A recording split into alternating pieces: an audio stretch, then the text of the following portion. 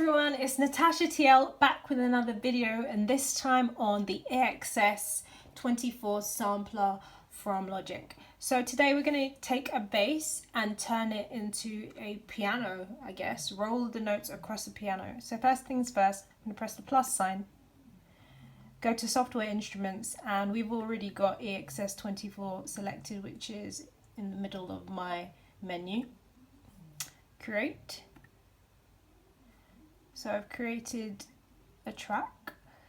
Now what I'm going to do is I'm going to cut the bit of the sample that I want, click the AXS 24 button, click edit.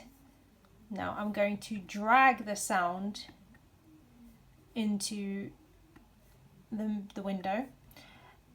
Change this to C2 because C8 on the scale of the piano is way too high. And if you look to the right, you have low C2 and high G8, which means we've got a great scale. And if I click C2, first and foremost, it doesn't work. Why? Because it's likely muted. Now I've soloed the track, and if I play it now, you can hear it. So great.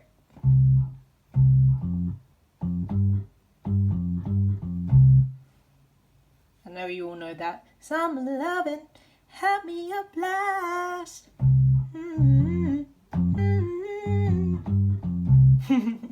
Anyway, so once you X this and you save it, you can save it as a name, bass, and then play whatever you want, record, and you'll have your own bass.